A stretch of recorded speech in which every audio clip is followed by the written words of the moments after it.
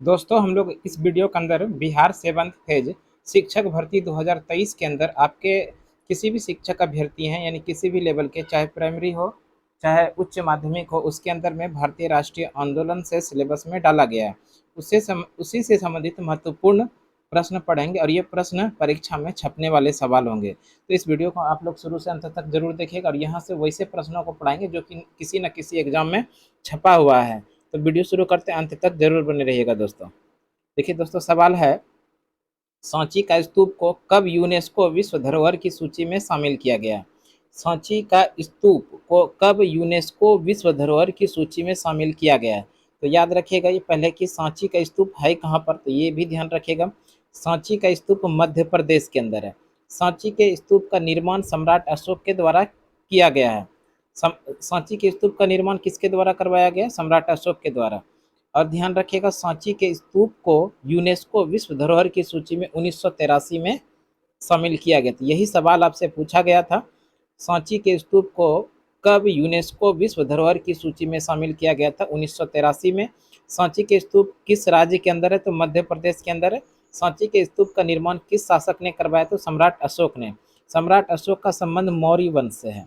इसी के समतुल्य अगर हम लोग बात करें साथ साथ में अजंता और एलोरा, अजंता और एलोरा की गुफा कहाँ पर है? महाराष्ट्र में ही है। और अजंता और एलोरा की गुफा महाराष्ट्र में है और इसको विश्व धरोहर की सूची में कब शामिल किया था ये भी ध्यान रखिएगा, 1983 के अंदर। यानी अजंता और एलोरा जो कि महाराष्ट्र के अंदर ये गुफा है, इसको यूनेस्को विश्व धरोहर की सूची में कब शामिल किया? 1983 में। साथ साथ में याद रखिएगा ताजमहल, ताजमहल जो आगरा के अंदर है, ये ताजमहल को यूनेस्को की विश्व धरोहर की सूची में कब शामिल किया गया? 1983 में। तो इस तरह से 1983 के अंदर भारत के 3 स्थल कौन कौन सा? सांची का स्तूप, अजंता एवं एलोरा की गुफा और साथ में ताजमहल, ये 1983 के अंदर तीनों को यूनेस्को की विश्व धरोहर की सूची में शामिल किया गया है। आगे बात करें कोणार्क सूर्य मंदिर। दोस्तों कोणार्क सूर्य मंदिर बेहद इंपॉर्टेंट सवाल है, निश्चित रूप से आप इसको याद रखिएगा। कोणार्क सूर्य मंदिर का यूनेस्को की विश्व धरोहर की सूची में कब शामिल किया? 1984 में। इसी कोणार्क सूर्य मंदिर को ब्लैक पेगोडा के नाम से जानते हैं। याद रखिएगा कोणार्क सूर्य मंदिर को ब्लैक पेगोडा के नाम से जानते हैं। कोणार्क सूर्य मंदिर कहाँ पर है? उड़ीसा के अंदर है। इसका निर्माण गंग वंश के शासक नरसिंह देव प्रथम ने किया था। ध्यान रखिएगा कोणार्क सूर्य मंदिर का निर्माण गंग वंश के किस शासक ने कराया था? तो नरसिंह देव प्रथम ने कराया था। कोणार्क सूर्य मंदिर कहाँ पर है? तो उड़ीसा के अंदर है। कोणार्क सूर्य मंदिर का अन्य नाम क्या है? ब्लैक पेगोडा है। कोणार्क सूर्य मंदिर को यूनेस्को की विश्व धरोहर की सूची में कब शामिल किया गया? 1984 के अंदर। केवलादेव और घना पक्षी अभ्यारण्य, केवलादेव और घना पक्षी अभ्यारण्य ये भरतपुर राजस्थान में कहाँ पर है? केवलादेव घना पक्षी बिहार, ये जो अभ्यारण्य है ये भरतपुर राजस्थान के अंदर है। और केवलादेव घना पक्षी अभ्यारण्य को यूनेस्को की विश्व धरोहर की सूची में 1985 में शामिल किया गया है। केवलादेव और घना पक्षी अभ्यारण्य जो भरतपुर के राजस्थान में है, यूनेस्को की विश्व धरोहर की सूची में कब शामिल किया? 1985 में। दोस्तों आगे बात करें बर्डमैन ऑफ इंडिया। भारत में बर्डमैन ऑफ इंडिया किसे कहते हैं? याद रखिएगा सलीम अली। डॉक्टर सलीम अली को भारत के अंदर बर्डमैन ऑफ इंडिया के नाम से जाना जाता है। बेहद इंपॉर्टेंट सवाल है, कई बार एग्जाम में ये देखने के लिए मिल चुका है। बर्डमैन ऑफ इंडिया किसे कहा जाता है? तो डॉक्टर सलीम अली को भारत के अंदर बर्डमैन ऑफ इंडिया के नाम से जाना जाता है। आगे बात करें काजीरंगा राष्ट्रीय उद्यान। काजीरंगा राष्ट्रीय उद्यान कहाँ पर है? तो ये ध्यान रखिएगा असम में है। और क्यों फेमस है? एक सींग वाले गेंडा के लिए। बेहद इंपॉर्टेंट सवाल है दोस्तों, आपसे सीधा सवाल पूछा जाएगा काजीरंगा राष्ट्रीय उद्यान कहाँ पर है? असम में है। किस लिए फेमस है? एक सींग वाले गेंडा के लिए फेमस है। काजीरंगा राष्ट्रीय उद्यान को यूनेस्को की विश्व धरोहर की सूची में कब शामिल किया? 1985 में। काजीरंगा राष्ट्रीय उद्यान को यूनेस्को की विश्व धरोहर की सूची में 1985 के अंदर शामिल किया गया है। आगे बात करते हैं खजुराहो का मंदिर। खजुराहो का मंदिर, ये खजुराहो का मंदिर कहाँ पर? तो ये पहले जान लेते हैं। खजुराहो का मंदिर मध्य प्रदेश के छतरपुर में है। खजुराहो का मंदिर कहाँ पर है? मध्य प्रदेश के छतरपुर में। खजुराहो के मंदिर का निर्माण किसने कराया? तो चंदेल शासक ने करवाया है और राजा विद्याधर, याद रखिएगा। खजुराहो के मंदिर का निर्माण चंदेल शासक ने कराया है और शासक का नाम है राजा विद्याधर। और चंदेल शासक राजा विद्याधर ने खजुराहो के मंदिर का निर्माण कब कराया? 1050 ईस्वी में, याद रखिएगा। खजुराहो का मंदिर चंदेल शासक राजा विद्याधर ने इसका निर्माण 1050 में करवाया है। और याद रखिएगा खजुराहो का जो मंदिर निर्मित है ये पंचायतन शैली में निर्मित है, ये भी बेहद इंपॉर्टेंट है, ध्यान रखिएगा। पंचायतन शैली, दोस्तों ये पंचायतन शैली होता क्या है? तो ध्यान रखिएगा, एक मंदिर के साथ साथ में कई छोटे छोटे और मंदिर हो जाते हैं तो उसी को बोलते हैं पंचायतन शैली। जैसे एक मंदिर मुख्य शिव पार्वती का मुख्य मंदिर हो गया, तो उसके साथ साथ में कई और छोटे छोटे मंदिर साथ में अगर मिला हुआ है, आसपास में छोटे छोटे मंदिर हैं, तो ऐसे शैली को पंचायतन शैली कहा जाता है। खजुराहो का मंदिर किस शैली में निर्मित है? पंचायतन शैली में निर्मित है, छतरपुर मध्य प्रदेश में है।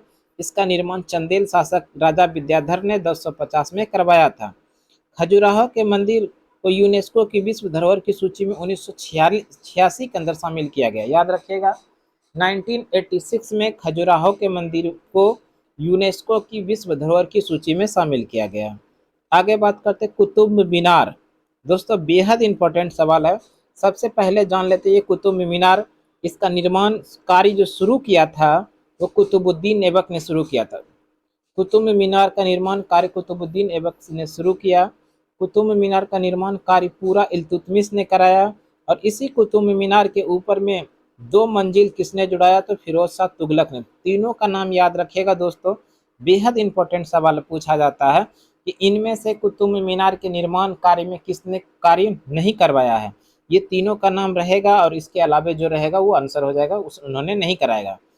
कुतुब मीनार का निर्माण कार्य शुरू किया कुतुबुद्दीन ऐबक ने, पूर्ण करवाया इल्तुतमिश ने, ऊपर के 2 मंजिल को जुड़वाया है फिरोज शाह तुगलक ने। और साथ में याद रखिएगा कुतुब मीनार है कहाँ पर? तो दिल्ली में स्थित है। कुतुब मीनार दिल्ली में है। कुतुब मीनार को यूनेस्को की विश्व धरोहर की सूची में कब शामिल किया गया? 1993 में, याद रखिएगा। कुतुब मीनार को यूनेस्को की विश्व धरोहर की सूची में कब शामिल किया? 1993 में। आगे बात करते हैं भीमबेटका की गुफा। भीमबेटका की गुफा ये क्यों फेमस है? तो ध्यान रखिएगा, गुफा चित्रकारी के लिए फेमस है।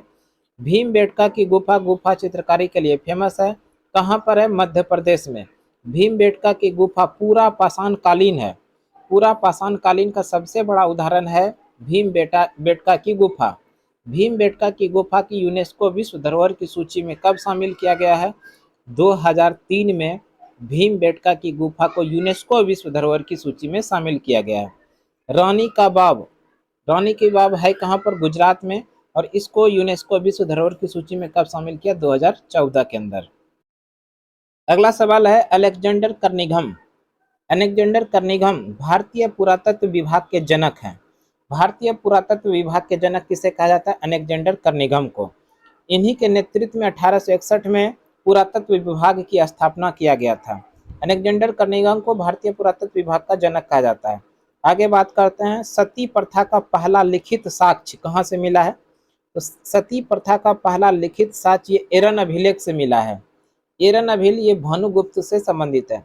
और साथ में याद रखिएगा सती प्रथा का अंत भारत में 1829 में लॉर्ड विलियम बेंटिक के द्वारा भारत में सती प्रथा का अंत राजा राम मोहन राय के सहयोग से किया गया था। अगला है अभिलेख का अध्ययन। अभिलेखों का अध्ययन क्या कहलाता है? तो एपिग्राफी, याद रखिएगा। अभिलेखों का अध्ययन कहलाता है एपिग्राफी। अगला है हाथी गुम्फा अभिलेख। हाथी गुम्फा अभिलेख ये कलिंग राजा खारवेल से संबंधित है। इंपॉर्टेंट है दोस्तों, जरूर याद रखिएगा। हाथी गुम्फा अभिलेख कलिंग राजा खारवेल से संबंधित है। प्रयाग स्तंभ लेख ये समुद्रगुप्त से संबंधित है। प्रयाग स्तंभ लेख समुद्रगुप्त से संबंधित है। एहोल अभिलेख पुलकेशिन द्वितीय से संबंधित है। भीतरी जूनागढ़ अभिलेख ये स्कंदगुप्त से संबंधित है। अगला सवाल है ब्रह्मांड की उत्पत्ति के संबंध में महाविस्फोटक सिद्धांत जिसको बिग बैंग थ्योरी का प्रतिपादन किया था वो कौन है? जॉर्ज लेमेटियर, याद रखिएगा। ब्रह्मांड की उत्पत्ति के समय में महाविस्फोटक सिद्धांत, जिसको बिग बैंग थ्योरी कहते हैं, इसका प्रतिपादन किसने किया था? तो जॉन लेमेटियर ने किया था। अगला सवाल है, राष्ट्रीय खाद्य सुरक्षा अधिनियम कब लागू होता है? 2013 में। राष्ट्रीय खाद्य सुरक्षा अधिनियम 2013 में लागू होता है। शिक्षा का अधिकार 2000 अधिनियम है ये 2009 का, और ये पूरे भारत में 1 अप्रैल 2010 को लागू होता है, याद रखिएगा। शिक्षा का अधिकार कब लागू होता है? 1 अप्रैल 2010 को लागू होता है, जबकि अधिनियम है 2009 का। अगला है राष्ट्रीय ग्रामीण रोजगार गारंटी अधिनियम। राष्ट्रीय ग्रामीण रोजगार गारंटी अधिनियम, जिसको नरेगा के नाम से जानते हैं, राष्ट्रीय ग्रामीण रोजगार गारंटी अधिनियम, ये अधिनियम है 2005 का, और पूरे देश के अंदर लागू होता है 2 फरवरी 2006 को। राष्ट्रीय ग्रामीण रोजगार गारंटी अधिनियम यानी नरेगा अधिनियम 2005 का है, और लागू कब होता है? 2 फरवरी 2006 को। और इसी नरेगा का नाम चेंज किया गया था कब? 2006 को दोस्तों लागू हुआ था। राष्ट्रीय ग्रामीण रोजगार गारंटी अधिनियम अधिनियम 2005 का लागू होता है 2006 में, 2 फरवरी 2006 को। और इसका जो नाम चेंज करके किया गया महात्मा गांधी रोजगार गारंटी अधिनियम, ये 2 अक्टूबर 2009 ईस्वी को इसी नरेगा का नाम बदलकर मनरेगा किया गया। अगला सवाल है, जैव विविधता संरक्षण अधिनियम। जैव विविधता संरक्षण अधिनियम 2002 को लागू होता है। अगला है सांसद आदर्श ग्राम योजना, 11 अक्टूबर 2014 को।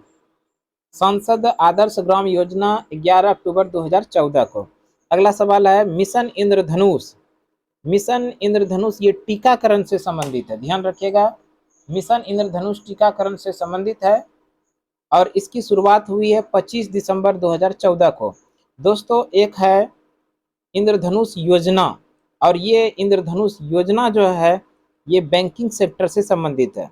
वैसे सवाल में दिया गया मिशन इंद्रधनुष, तो ये होगा टीकाकरण से। अगला सवाल है, सौभाग्य योजना। सौभाग्य योजना की शुरुआत 25 दिसंबर 2014 को होता है, और इस सौभाग्य योजना के अंदर हर घर बिजली पहुंचाने का लक्ष्य रखा गया था। सौभाग्य योजना की शुरुआत 25 दिसंबर 2014 को। अगला है जल जीवन मिशन। जल जीवन मिशन की शुरुआत 25 दिसंबर 2019 को होता है। अगला सवाल है, भारत में करेंसी नोट के लिए प्रेस, यानी भारत में करेंसी नोट जो छपते हैं कहाँ कहाँ? तो नासिक में छपता है, और ये नासिक कहाँ पर है? महाराष्ट्र के अंदर। उसी तरह देवास में, देवास कहाँ पर है? तो मध्य प्रदेश में। साल्बनी, ये साल्बनी कहाँ पर है? तो वेस्ट बंगाल में। और मैसूर, मैसूर कहाँ पर है? कर्नाटक। इन चारों जगह में भारत में करेंसी नोट का प्रेस है। अगला सवाल है, इनाम आयोग का गठन। इनाम आयोग का गठन किसने किया था? तो याद रखिएगा, लॉर्ड डलहौजी ने किया था 1852 में इनाम आयोग। और किससे संबंधित है? भूमि सुधार से संबंधित है। इनाम आयोग का गठन डलहौजी के द्वारा कब? 1852 में। ये किससे संबंधित है? भूमि सुधार से।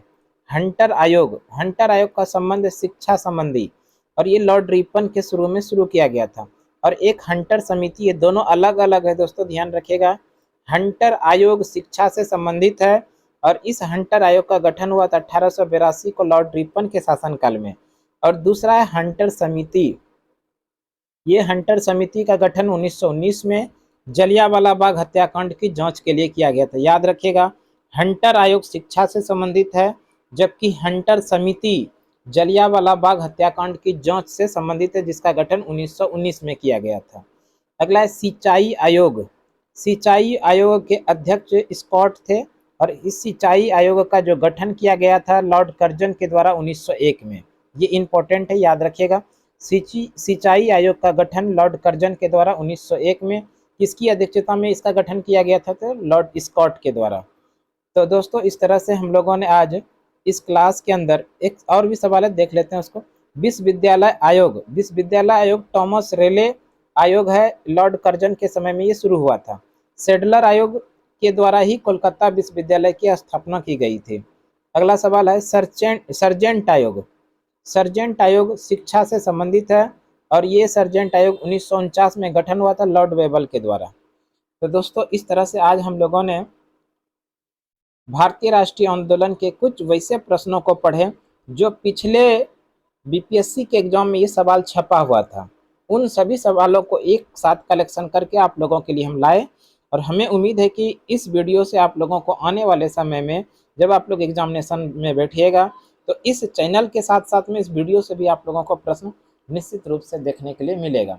इस तरह का लगातार वीडियो देखने के लिए आप हमारे यूट्यूब चैनल सुमन क्लासेस पर रेगुलर रूप से बने रहिए। तो आज की क्लास इतना ही, अगले क्लास में फिर से अगले दिन मिलते हैं, तब तक के लिए धन्यवाद। जय हिंद।